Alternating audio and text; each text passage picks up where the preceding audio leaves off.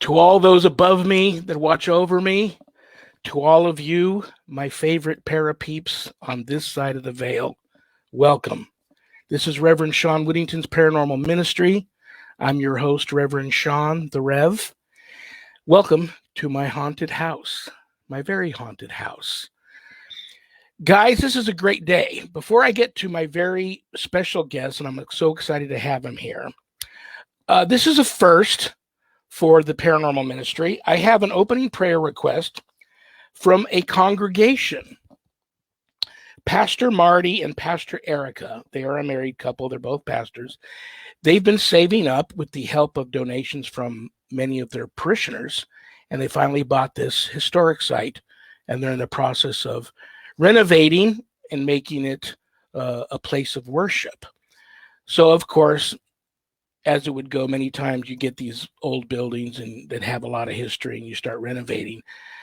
The two of them and many of their parishioners are experiencing a lot of paranormal activity in the building. So they've asked me to say a prayer for the new church. And they didn't request this, but in my travels, I've been in many churches that were haunted, and sometimes there's, God forbid, some malevolence presence in some of these churches. They would like nothing more than to prevent a place of worship being a place where people go to worship. So I have decided this calls for a big candle. So I'm going to light a candle for them first. Pastor Marty, Pastor Erica, all your parishioners.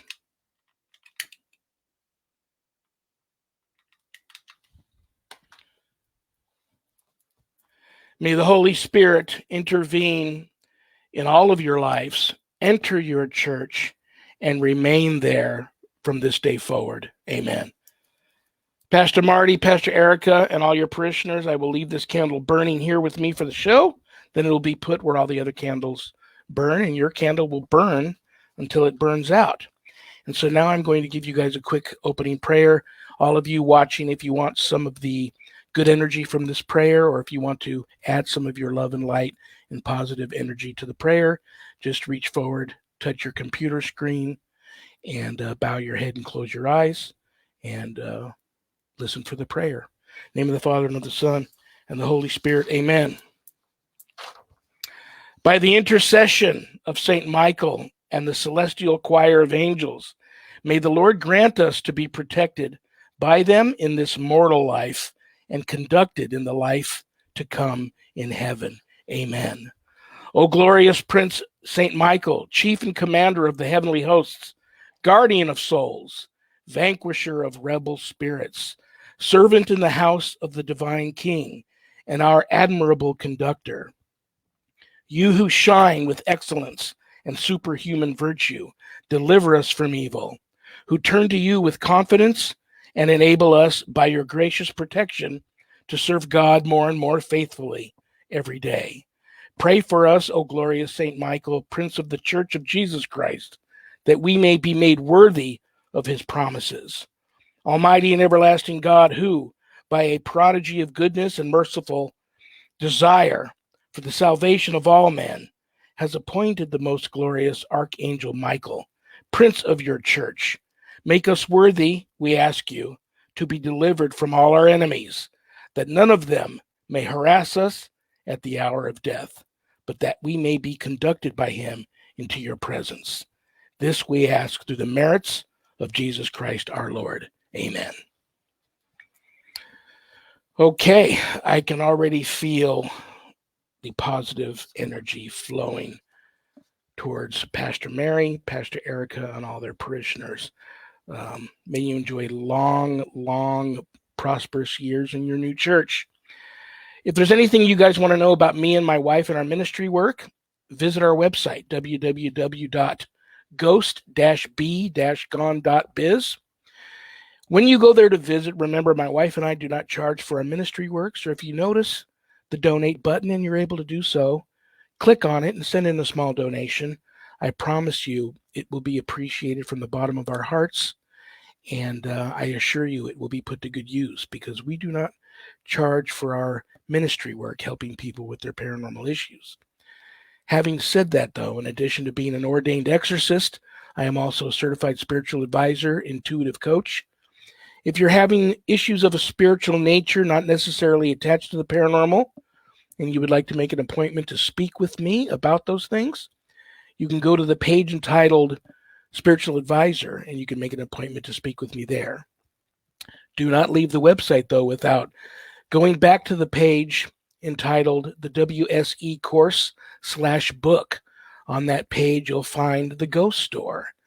A lot of cool things on there to purchase, if you go for that sort of stuff.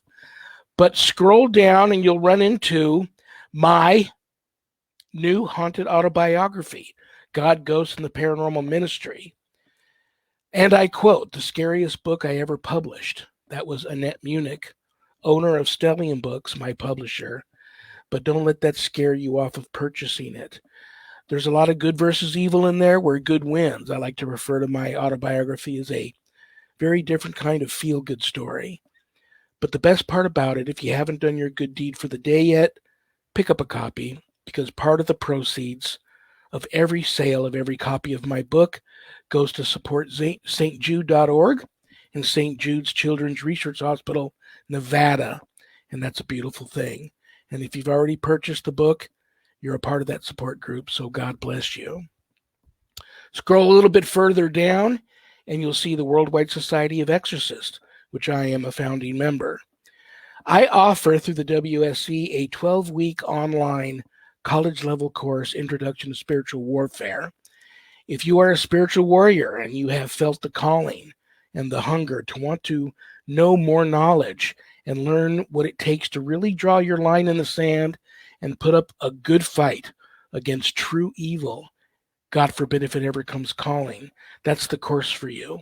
It is college level, so all my graduates get a stunning diploma suited for framing, along with some other special, blessed parting gifts that you can only get from yours truly, the Rev.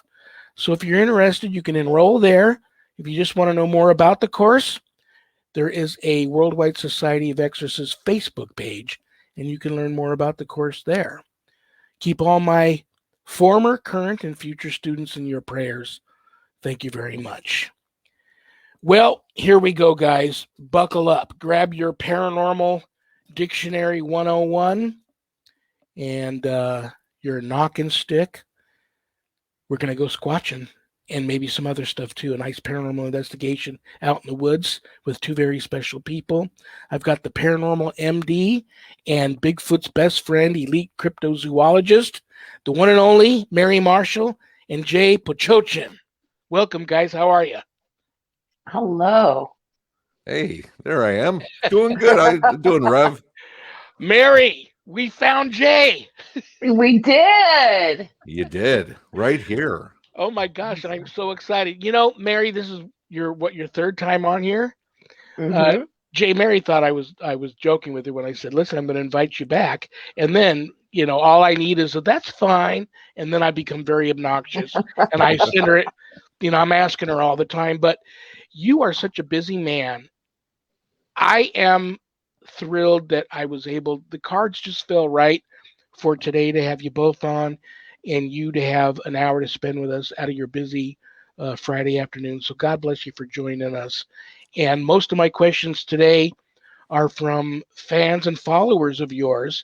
So it's made my day easy. And I'm going to jump right into it. Most people want to know, you guys, one of you, and we know who we're talking about, pretty diehard skeptic. The other one it's of the you, one that just breaks up laughing. The other one of you is, I'm going to go right out there and say I'm an over the top, and I used to not be this way, but in the past 5 years or so, I've become an over the top total believer in Bigfoot. And so people want to know, you guys are like the Mulder and Scully of the cryptozoology community, paranormal community. I believe opposites attract. You guys work well together. You've done some great work together. People want to know how the two of you hooked up. Jeez. All right, you can start with your story, Mary. You always start with your radio story. I always like that one. with the radio star. Actually, what it was is, well, we met Right. at a radio station. I don't know if I was working there at that time You yet, were, you or if were. yeah, right, okay. And you were a guest, but pushing that forward, we kind of met, and you kind of the whole social media, you kind of keep track of people. But finally, at one point, after almost 2 years, I'm seeing like, my friend Jay is in that he knows I tell it this way all the time. What's my crazy friend Jay doing out in the woods looking for Bigfoot? I gotta see what this guy's doing. So finally it worked out one point, and I thought, I was just kind of going, let's see what. Well, it was an astounding first visit out. And the funny part is, or it's not funny, but I had no equipment. I didn't even have a camera with me because I really didn't anticipate anything except a lot of walking. And we came across this, what we describe as the wall of lights, within the first 20 minutes. You were totally hooked then. I was. And then a phantom experience on the trail. I didn't see Bigfoot right out the bat, but had other experiences, lights. And I've told this story, but they were just, I don't know anybody who can compare to it. Phenomenal. Long story short, covering 100 to 150 foot area, 4 feet off the ground to the tops of the trees. There was this irregularly shaped, diffused white light that would pulse and flash. It was like flash, like a light show. And this went on for 30 minutes until eventually we just walked away from it. Yeah, but prior, yeah, I was gonna say prior to walking, you know what I'm gonna say, because now you didn't have anything, and of course I had my my infrared. At the time I didn't have any heat thermal or anything like that. Yeah. But I remember Mary walking like away towards the lights, and they were just kind of all over. And I see her sticking her hand out like this, and I'm like, "What are you doing?" And actually, she thought maybe it was like maybe a portal, and that if she went through it, she'd, yeah, or something that you'd end up in the 50s or something. And we were joking about that, but it was extraordinary. I have never seen the lights like that since. I mean, we've seen all sorts of different orbs and Tinkerbell flashes and stuff out in the woods, but never like this. And believe me, it's the same area I go to all the time, and I always stop at the wall lights looking for them, and I don't see them there anymore. So it was a very special occasion. But we did have exactly in that spot where there was that kind of that tambourine with cadence that sound almost Native American, like kind of thing. It was not natural to the woods, and we actually joked and said, "Is there like?" I think you said, "Is there going to be like an elevator coming up from the ground and Bigfoot's going to come out or something?" But, that's where they all hide down in the Bigfoot lounge. They're all looking on YouTube to see who was captured next. Right. But we would joke about that, but So you guys met at a radio station, but then when did you guys decide? Were you both there for different reasons, and then just got to know each other and say, "Hey, let's go hunt"? Well, yeah. The thing is, at that time, and what people don't understand is I've always been into my whole life, anything supernatural, not just paranormal, but supernatural. Whether back when I was a kid, Dracula, the creature from the Black Lagoon, and that. But that led me into my own UFO sighting when I was about 10 years old. But I even saw the Patterson Gimlin film in a movie called Monsters and Mysteries. And I think right around 11 years old, I actually thought that was a guy in a suit. And I didn't think anything of it. And pretty much my whole life up until 2013-ish, maybe 2014, Bigfoot was just a myth. It was a unicorn, a leprechaun. It was something that nobody's ever found a body. Nobody's ever found that hard evidence. So when I first started doing this into the woods and discovering footprints and hearing different vocalizations out there, when Mary came out, at this point, I think I was looking for more of a flesh and blood primate. going out there. And I think Mary was looking for the fringe part of the woods, possibly, because definitely a lot of Native American land here in Wisconsin. So you'd figure there's got to be some burials somewhere, So I think that's what, when Mary first kind of came out, I think it was at that point when we saw the wall lights is when I started, I think, being a little bit more open to what a Bigfoot could be, And the same thing for me, because that's really what expanded my view on it. And it took a long time. I will say that, because I think I kind of went out there. I mean, the lights hooked me. Then that was it. Then I just kept coming back and we were going out. But it took me a while. And finally, really, because a logic is what dictated me in the belief of the existence. And what I always say is, and I actually say this on Jay's documentary, Finding Jay, is, there are just too many reports and too many people with too many reports. They all can't be crazy. They all can't be, or misidentifications or this or that. The most logical thing we have is math and statistics, probability. And probability states some of those, a percentage, and I don't care if it's 1%.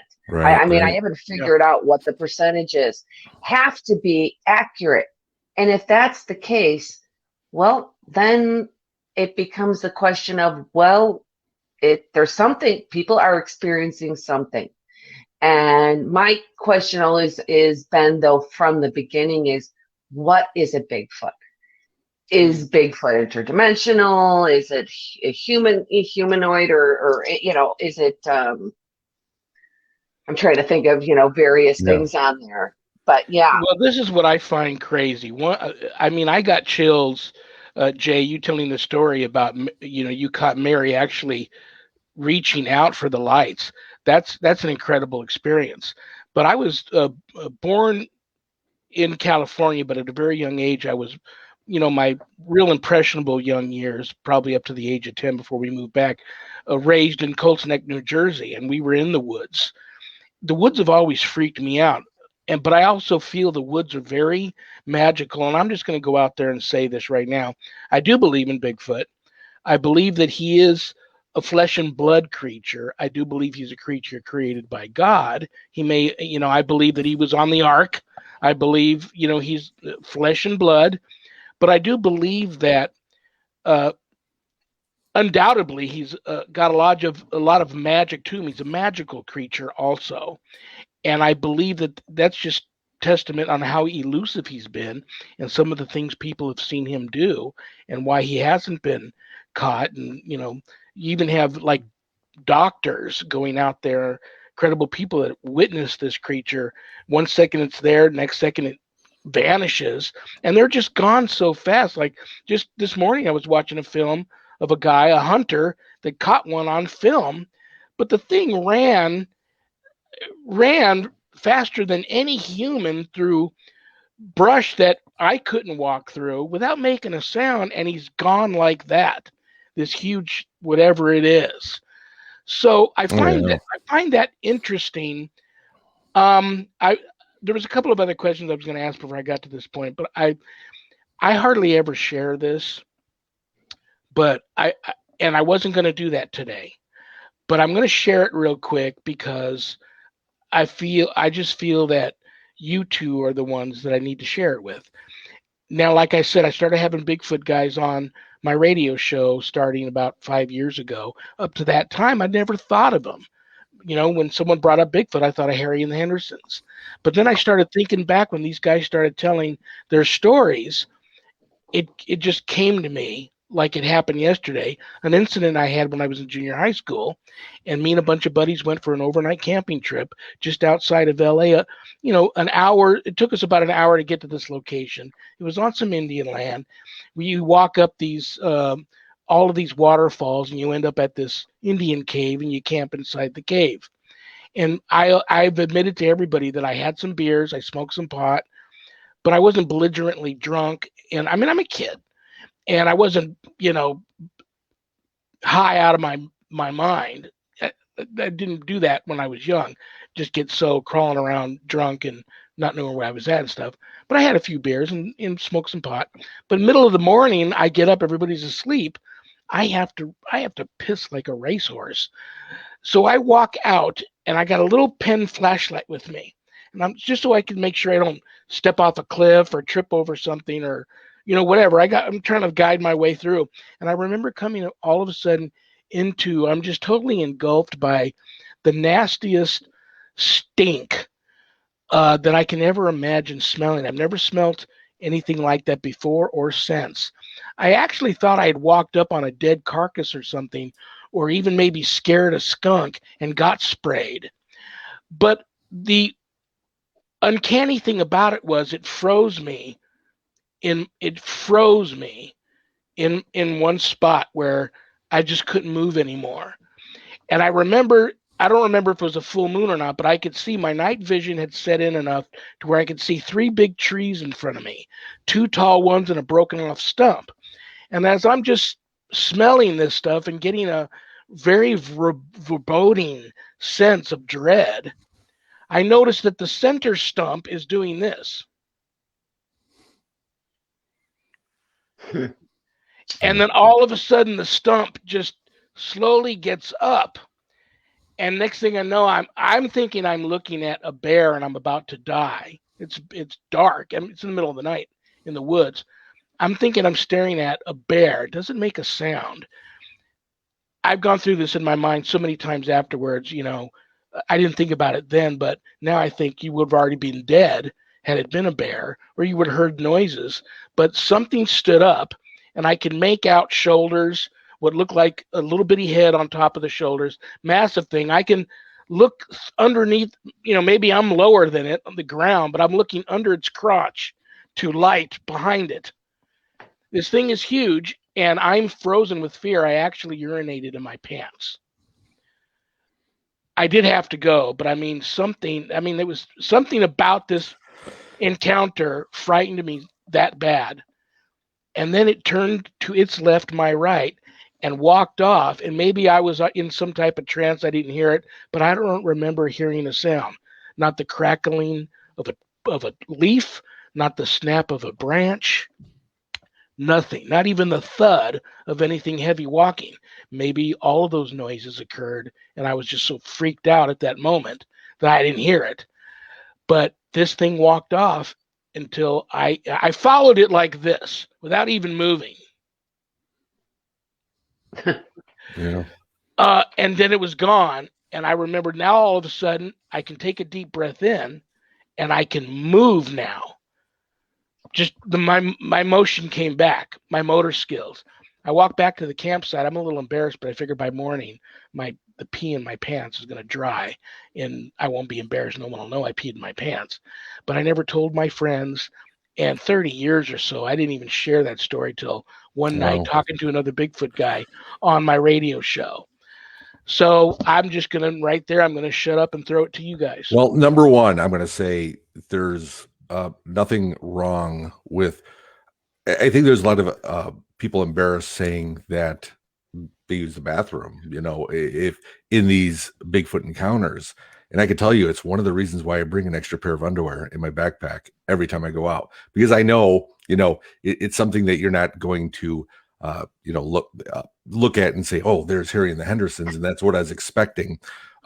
Because I could tell you, Rev, I've experienced the same smell out in those woods and where there's no wind, and it followed us. It's like it was there, and it's a real putrid, like you said, almost like an animal kill, but yet hint of a swamp and maybe some feces in it, just all in one. It's such a hard odor, but it could gag you. I've smelt it, and all of a sudden it gets super strong and then goes away.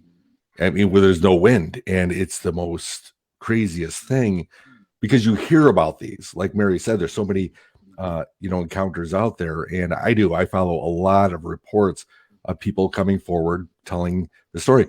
And I was gonna say, Rev, just like you were just telling the story just now, that is definitely a classic sign of a Sasquatch encounter. I've never gotten to that point where it stood in front of me. However, when Mary and I were out in 2007, 2018, January, looking over the structure and the kettle, you were looking over, we found this huge branch that we sat on. And that weirdo story. Yeah. Where she's looking over my left, I'm looking over her right. It was snow covered. So you could actually, I always say you could see like an animal out there. You could see every tree and branch, maybe not distance, but you could see every silhouette. And I remember we didn't have any lights on or anything like that. And that's when we're just getting situated, actually. I think I was actually looking to light up a smoke there in a second, just sit and relax. But I didn't do that yet. So my eyes were really fixated. All of a sudden I look over Mary's shoulder and I see what looks like for better terms, a real stringy, long chimpanzee.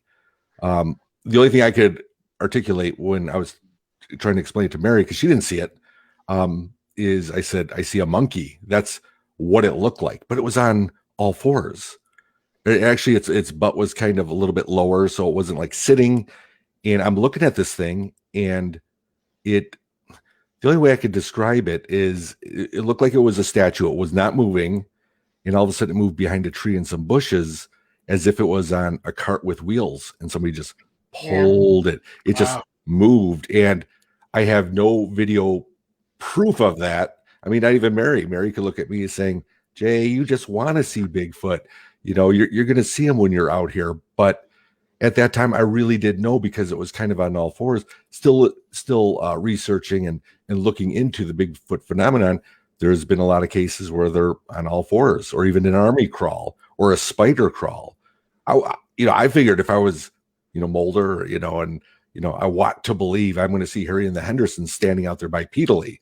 So, seeing those, it's so hard to take in. And I always say I can't unsee it. Yeah. And I got home. And I want to remind you, Jay, because there's something that Sean had brought up. You had experienced the speed. He had talked about the speed, and you've experienced that as well.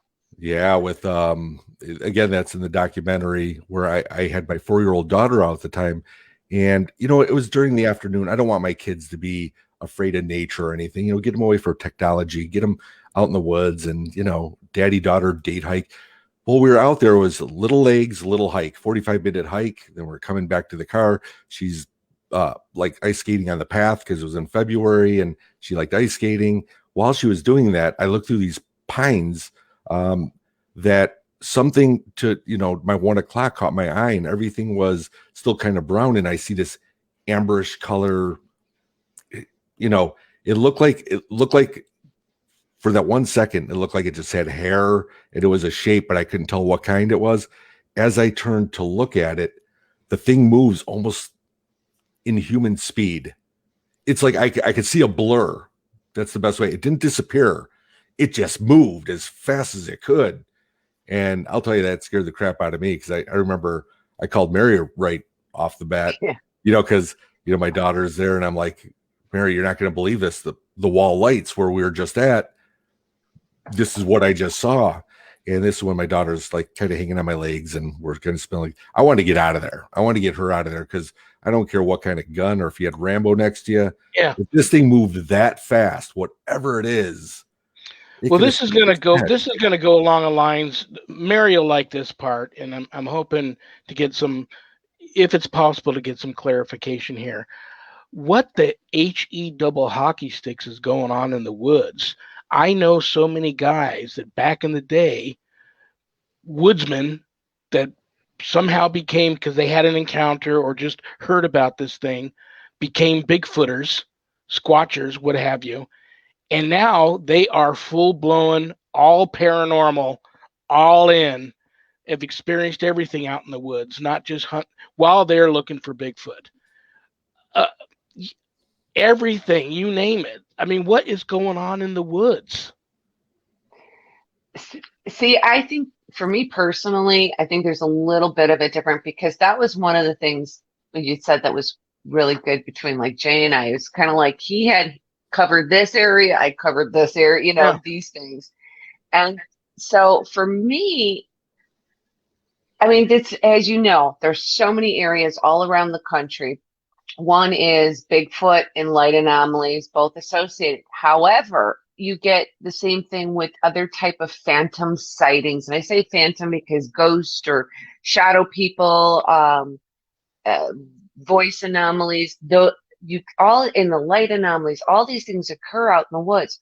One is most of the time they're in very undisturbed areas, meaning like, you know, not your local city forest preserve, something like that, but very big, large grounds. And one of the big first things that I looked at out there is what was under the ground. The geological makeup of the area. Is this conducive to paranormal activity? And whether that be Bigfoot, because we don't know what a Bigfoot is. Because, see, and again, this is where I differ. I just don't know yet if I think that Bigfoot is alien, like more ET, if it's something that's more ghostly, if it's something that's more, like you were saying, Sean, where it's just undiscovered species, flesh and blood in that sense, because people have had conversations with ghosts and that they thought were people. So you can have that kind of appearance even from something like that. Do you guys buy into me feeling that it's a flesh and blood creature, but it's magical too? I think there's me personally, I was going to say that. I was going to say, I think there is more than just if Bigfoot's flesh and blood and all the other different phenomenon out there. Because I always use the lightning and the dog scenario. If you look outside and there's a storm going on, and all of a sudden you look out your window and you see a dog go by and you see a lightning flash, you associate that lightning flash with a dog. Are they connected, or was that just, they're both part of the nature? You got the weather and you've got a dog. And I kind of think that way as well in the woods, because and maybe that's where everything came about, to where Bigfoot's magical.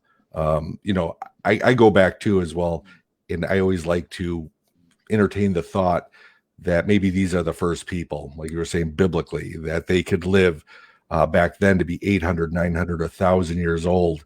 What if this is an offshoot of that, or if they're part of the Nephilim?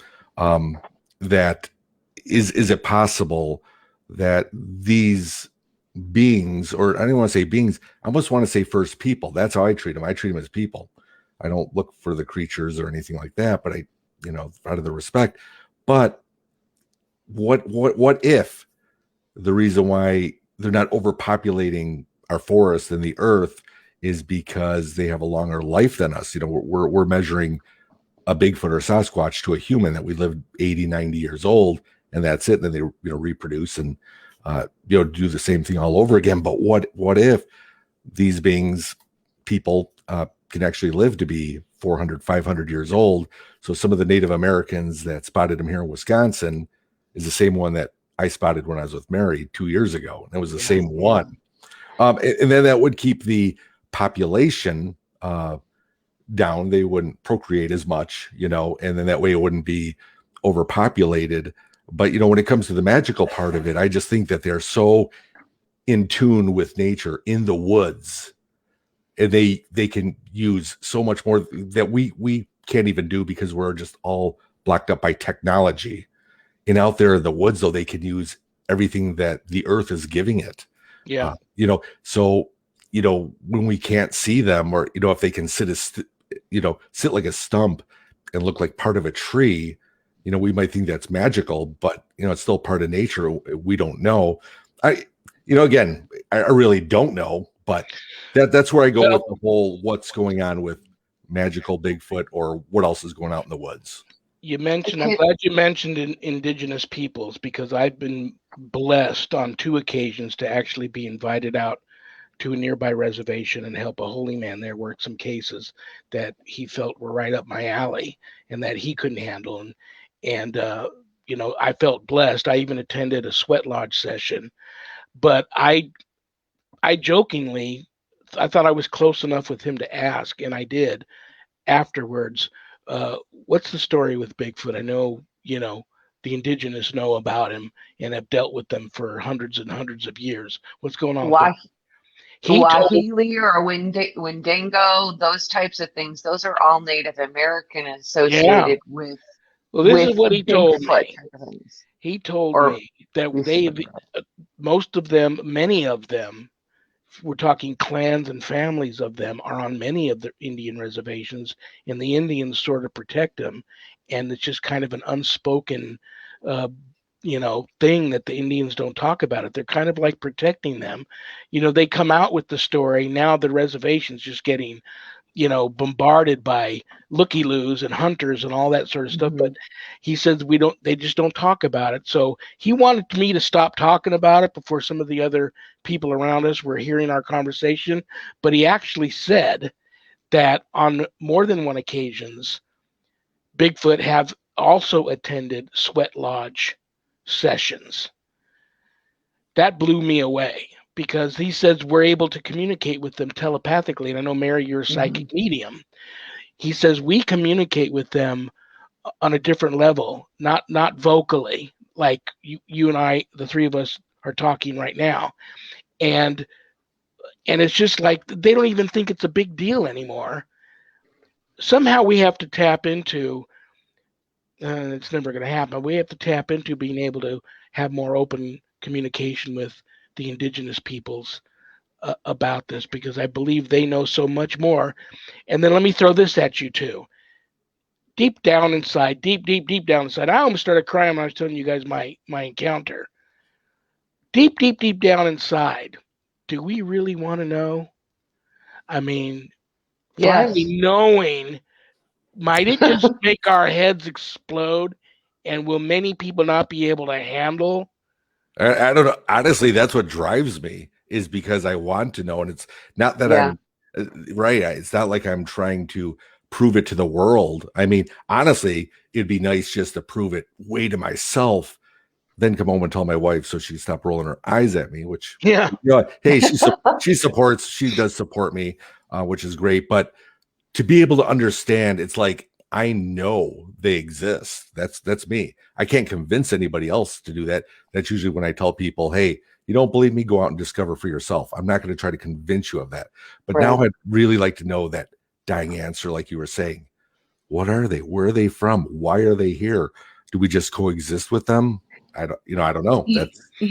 There was a comment earlier from Tina Marie. Hi, Tina, by the way. Tina Marie, by the way.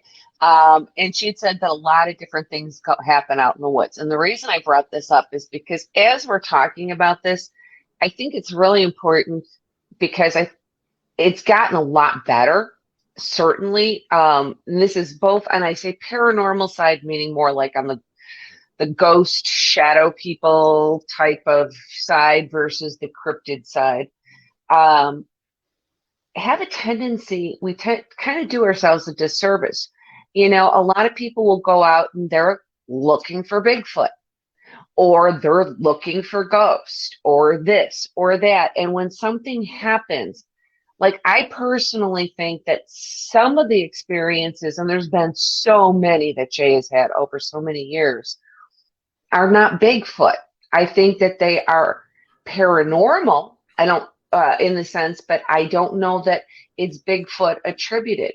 It's sort of like saying to me that orbs are ghosts. The orbs are the soul of a human ghost.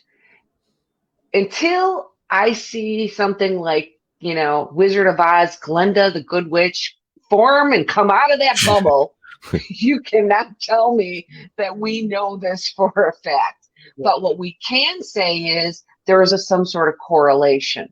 Is it a byproduct of the new introduction of energy from the ghost, so on and so forth? I think the same thing with Bigfoot. Like, Jay, you had one experience where it was kind of this boxy thing that slid from tree to tree, side to side. Yeah. And immediately, because this is what you did, and it's not, Right. anyway, We don't know. criticizing, but you don't know, but you think, oh, it's Bigfoot related. It may not be. Yeah. It Right. could be. There's so many different. We've captured EVP out there after a Native American offering tobacco, and a little bit of I don't want to say ritual, but offering. And so, you know what I mean? And I feel the same way about a lot of the things to do with Bigfoot.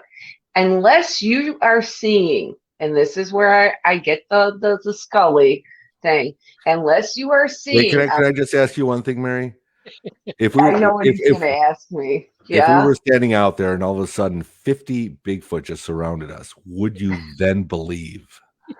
And what am I going to say? Maybe, but my first response would be is to look down and around to see, is there some sort of like mushroom or hallucinogenic? Because we're Because both tripping. We're both tripping. Look at them all, yeah, we're man. tripping. There's 50 of them. Come on, we can't even find one, and now there's 50. I gotta be tripping. But that's what I'm Very- saying. That's what I'd always say. You know, and I always go, I say Bigfoot, she says rabbit. Remember? It's Bigfoot, with funny rabbit. whatever the size are. But Mary, you're 100% right that over these past several years, and I'm going to give just about this was maybe back in November of just 2020. I was out with a researcher, Karen, and we were actually just up the hill from the wall lights by the structure. You know where I'm talking about. Mm-hmm. And we're not looking down to where the structure is. We're looking the other way. And it's pitch dark, and we're not looking at any roads. We're actually up higher, so we're looking down. And I'm just kind of looking around. I've got my flare thermal imager, just looking around, put it down, and all of a sudden I see this bright orb of light move from my right to my left, just swiftly. I'm watching it, and it went, I don't know, I'm going to say about 25 yards, my best guess. And then all of a sudden, I'm like, Karen, because she was looking the other way. I go, I just saw it. I'm hoping I caught it on my body cam. All of a sudden, the thing goes from the left to the right, the same spot. And I know the area down there. There's no way definitely no vehicle. There was no sound. It couldn't have been a bike. There was no trails. So what was it? As we're looking at this, though, here's the crazy part. I'm wearing my cap. She's looking. We're both looking. All right, we're waiting for this thing to come back out. Nothing. All of a sudden, I asked her, hey, just about a minute ago, because we're looking so intently, there was a flash over our heads. Now, if it was lightning would go everywhere, and you would see that one flash of light everywhere. This was right over my cap, the brim of my cap, and whatever hat she was wearing, the same thing. It was like there was a flash coming down right on us, nowhere else. Like a saucer beam. Well, I don't know, like surveillance, or I really don't know, but I don't associate that with Bigfoot at all. You know what I mean? Right. I think, and again, I think that's been honestly, the influence on both of us is expanding those types of views, because I think you were more focused right in the beginning, and now you've gotten a little bit of me and I've gotten a little bit of you, where I tend to go out and just say anything that is anomalous. One of these things is not like the other. Let's whatever that is and look at it.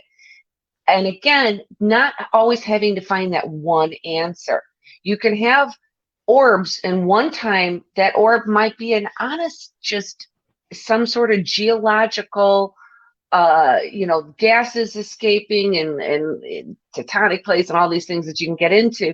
But the next time you really might not have an answer for it.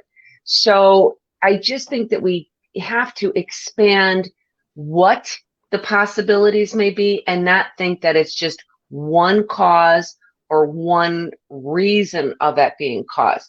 Because now here, I always get the weird light stuff with you. We had like that ultraviolet, purplish, it was daytime. Yeah. I have never experienced anything in like this. And he had said, which was really interesting, well, do you think it's because you're, with the whole psychic medium thing, you're picking, some kind of weird energy? There might be something to that, because I've noticed I will say, as I have become more comfortable and more open with the whole psychic medium thing on my side of things, is that there is at times an energy and like that light. If I can't identify it, it doesn't make sense to me that I'm going to take it in a different way. Although this wasn't with third eye, I was visually seeing it, but you were hearing a buzz. You were hearing a buzz. Right. Even And to you weren't me, hearing that, right? no. And to me, this is some sort of extreme electromagnetic energy field thing, something going on there. And do I have an explanation? Absolutely not. But it's fascinating. Is it related to a cloaking? Is it related? I mean, that's really getting, out there, but cloaking, is it related to an ET? Is it related to a Bigfoot? Is it related to something really just geological, that we're just not aware of yet? Right, right. And so I'm telling you that these are the whole things out there. kettle's sitting in some sort of It's like a facility. battery. I don't know. It's crazy because you got to remember we're just 15 miles north of Bray Road, Beast of Bray Road in Elkhorn. I pass it all the time whenever I go up to the kettle, which is a strange phenomenon of dogman, upright canine that's still in that surrounding areas. And again, what do you do now? Do you put dogman here, Bigfoot here, ghost here, UFOs here? Yeah, and my first UFO was out there with you. Yes. Yeah. So that was out there as well. I mean, it's a hotbed for everything. Everything. And what you've always said and what you've always taught was about the melting pot. And actually, that's where I've kind of grown from, trying to accept it more and not putting everything into its own box, where you have people that are just ghost hunters. That's it. Right. And just look for UFOs and that's it. But without proving it, I understand, but there's a variety of everything in the kettle, So yeah. I don't know what I sometimes, Mary, when, it's like when you're not able to go out or whatnot, I say, I don't know what I'm looking for anymore. It's like that U2 song, still haven't found what I'm looking for. But, I still think Bigfoot is flesh and blood. And it, is it correlated with any of this other weird stuff, the fringe going on out there? I don't know. But is it red blood or is it blue blood or green blood? Right. Yeah. Hey, you don't know. Let me throw this at you guys. You never know, right? You guys, I want you guys to both feel free to chime in on this. And this is, we'll call it, I'm going to give you guys an opportunity to rant a little bit. Let's think of everything people are doing over and over and over again. The hooping, the howling, the knocking with the club on the trees. Some guy posted something earlier today that was funny on Facebook. I saw saying, how do the Bigfooters know what they're saying to Bigfoot when they're hooping and howling? Exactly. Let's say, you're saying the wrong thing. So Mary, I think for you, and I'm going to lose audience here, I'm thinking for you, you're going to have an up close personal encounter. Let's say you're hooping and hollering out there, not knowing what you're saying. Next thing you know, a male Bigfoot is bashing through the trees, running at you full speed with a raging hard on. I would not be hooping and howling because I don't know what I'm saying. And plus, you would just call it a rabbit anyway. Look at the little bunny. Look at the little bunny. Yeah. Oh my God. The little bunny is eating my face. Yes. You guys, I'm going to throw this out. You guys feel free to rant if you want. The shows. I personally like. I haven't liked any of the shows. I like really don't like Ranch. I don't like Mountain Monsters. God bless those guys. They're great guys. I've got hillbilly friends, and I know I'm going to get hate mail from the mountain people. I have hillbilly friends. I'm not again. I don't like that show. The show where the guys are in the swamp area hunting them. They want to bring a dead body back. I don't like those guys either. I don't hate nobody. I just don't like that show and the whole wanting to hunt one down and kill it. And I know some of them may be dangerous, but what do you guys think of Expedition Bigfoot? I like the show. No, the thing is with that, and Marriott, let me go first here on this, only because this is really what got me and my wife to actually start looking for ghosts, because we did that prior to me going solo and looking for Bigfoot. but we were out in Salem and they had a ghost tour. The only thing that was on TV at the time was Ghost Hunters Taps. That was it. And Yeah. it was intriguing and it seemed real, but at the same time I was, you know what though, it's on TV, it's for advertisements, for ratings. We all know that, but we all like to be entertained, just like the WWF back in the 80s and 90s, the fake wrestling. You're still following it. Now, while I don't think that it's all fake, because you could be out there and they're really doing what they're doing, but It hurt. yeah, exactly. But for the encounters to come up, the suspenseful music going up to commercial, the evidence that never really pans out, maybe it could or whatnot. Basically, I give everybody who's doing this, like Mary, remember you said that if I ever got a TV show, it's like I know what that would be about, but it'd be cool to go all around the US looking, because even while you're filming, you might have that experience or whatnot. But we're so influenced by TV. That's where everybody got the K2 meters originally, because Jason and Grant had a K2 meter, and going into the ghost. Now we're going into the Bigfoot where they're knocking on trees. I started out that way. I started trying to do some whoops, but then I started thinking, like you were saying, what does that mean? Does that mean, hey, dinner's here, knock, knock, dinner's here, or something like that? So I do like to go out and try to, mix things up, because like you were saying, a lot of people are going to come and hate me now because I say it, I do it this way. You know what? Every researcher, every hiker is doing what they need to do. And that's great that they are, because I can only do so much the J way. It's not the J way or the highway, but I'm just saying that's how I am out in the woods, doing it the way I feel it should be. And everybody else is doing something totally different that could be influenced by TV. So, Expedition Bigfoot, gotta say, guilty pleasure. Love it. Love Russell on it. He's a friend of mine. So I do like the show Mountain Monsters. I know those guys, great guys too.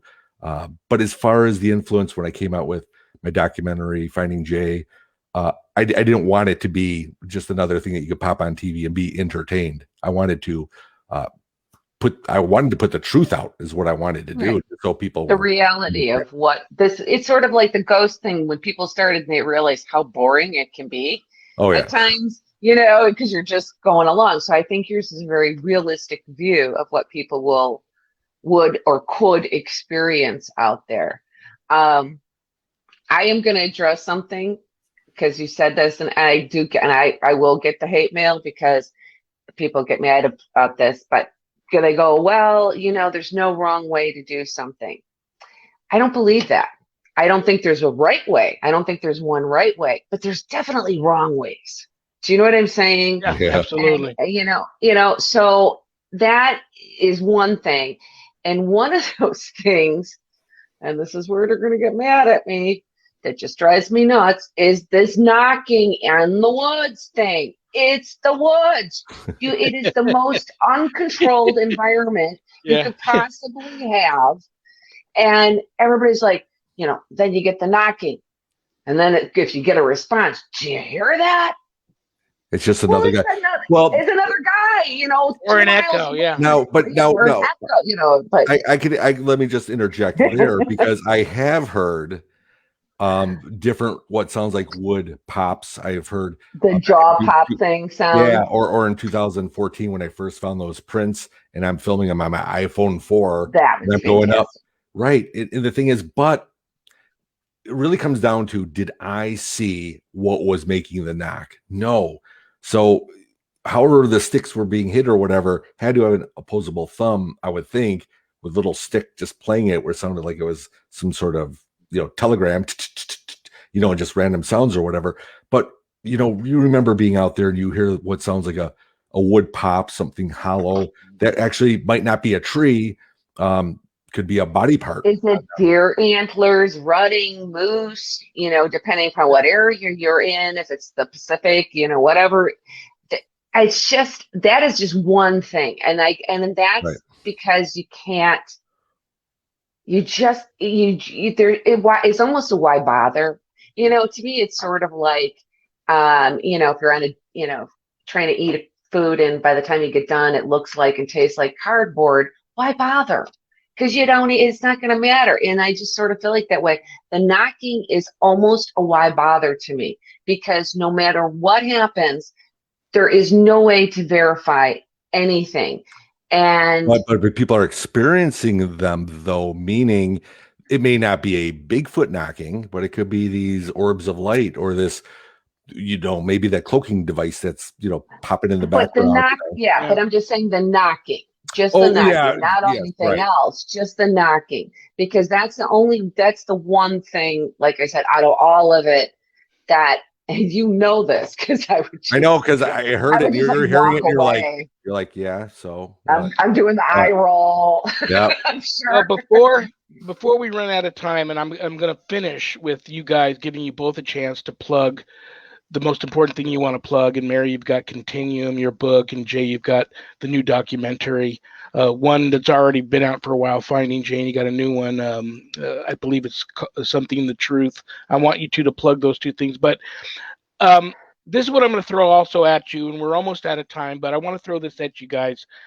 I just can't get beyond some of the credible witnesses I've spoken to, like a man who's a retired forest ranger, 45 years on the job in a forest, who's seen them time and time again and told by the people that employed him, keep your mouth shut, you don't talk about it, and how he was canoeing up in Idaho one time, 50-yard wide stream, and he sees Bigfoot toss a boulder about half the size of a Volkswagen Bug at him from the shore, almost hitting his canoe. Very like, get out of here. Maybe he had the Bigfoot had family there or felt extremely territorial. That's a credible witness, in my opinion. And then the gifting. I find the gifting phenomenal. Like, I have a friend who was actually gifted a flute made out of a branch, a man-made flute. He didn't recognize what it was at first, but then he started, examining it, and you can actually make noise out of it, but it's a very primitive type of flute that this creature gifted him. I find that extraordinary, that sometimes they can get to know you in a certain area, whether you buy the migration of them or not. That I think the gifting is just phenomenal. But see, now you know why. And Jay, you're going to experience this now. Now you know why every time I have people on like you two, I always talk about, I got to have you back. I didn't even look down at my paper once. Maybe I looked at it once. But I've got all this stuff I want to talk to you guys about, and there's not enough time in an hour. And it may be forever until I get you both back on again. But we got to do this again. But definitely. Jay, please, what's most important that you want my listeners to know? Maybe you want to just say something important about Bigfoot, but I also want you to plug something that's important to you now, a project that you're involved in. Yeah, I mean, honestly, this is what I like to say, is that you're listening today of us talking about our experiences or some of our evidence, but honestly, go out and discover for yourself, whatever it is. Get out into the woods, get out in nature. And you know what? You never know if something's going to be there sitting there looking at you, or it could just be a squirrel laughing at you when you come out thinking you believe in Bigfoot. But don't take my word on it. Go out and discover for yourself. The film I put out in 2019, Finding Jay, is on Amazon Prime. And I also have it available on Blu-ray. You can just go to my website, jbachochin.com. I did come out with a special bonus material after Finding Jay, which it was supposed to be on Prime and piggyback with my film, but because of the timing, they didn't allow it. So it's free on YouTube under my same name, the channel. So check it out. The truth is out there, and just embrace it. Go find it. God bless you, brother. I love you and respect you. Mary, what do you want my listeners to know what's going on with you right now? I'm looking at the clock, so I'll make this quick. You just go to the paranormalmd.com. You can find out a lot of information there, because right now I'm not running classes or doing any of that sort of things. But I do my intuitive medium reads are also available at theparanormalmd.com, and the book Continuum, and highly recommend. And Darren, I don't think you saw it, Jay, said your documentary was great. So thank you from both of us on that. Yes, thank you. Thank you very much. Oh my gosh. I don't have to tell you, Mary, and you know this, but I'm going to say it again. You know I love you and respect you, and I'm just was so excited to have you guys here today. I'm going to have to read. I get tons of private messages on my personal Facebook page from people that watch the show, and I know I'm going to hear a lot about you guys. Most of the questions are going to be, when are they coming back? So I will be reaching out to you guys. I got to have you two back, but real quick, right before I just say goodnight, Mary, are you a believer in Bigfoot or still on the fence?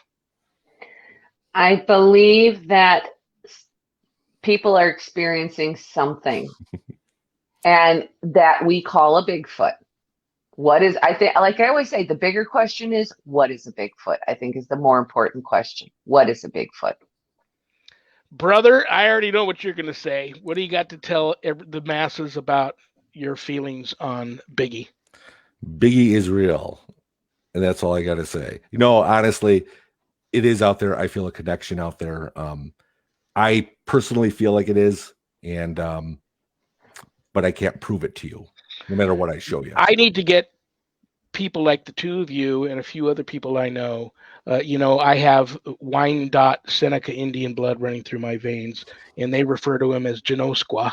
I need to get a committee of people together. Maybe we travel around and going to some of the reservations and trying somehow to get some of the indigenous peoples to, that would be respect awesome. what That'd we're trying to do, and open us up to just ask the indigenous people when you talk to them if Bigfoot leaves feathers in the middle of the path, like every 75 yards as you're walking. It's happened to me on a couple occasions. That's ultimate gifting, brother.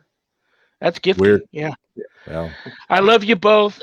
Thank you so much. You guys enjoy the remainder of your Friday evening and the rest of your weekend and your lives, because you're both special people, and I love and respect you both. Thank you so much.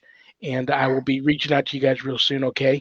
All right. Thanks. God bless. Well, thank you. God bless you. Good night, guys. Good night. Brothers and sisters, I almost started crying telling my story about Bigfoot. And I do believe now, after talking to a lot of experts who've listened to me, that I did have an encounter. And I appreciate Mary. Without people like Mary, then we don't do what we do. And they keep us on the straight and narrow. And because some of us can be, crazy over the top, over enthusiastic and eyes wide open going into things, jump in the deep end without a life jacket on type people.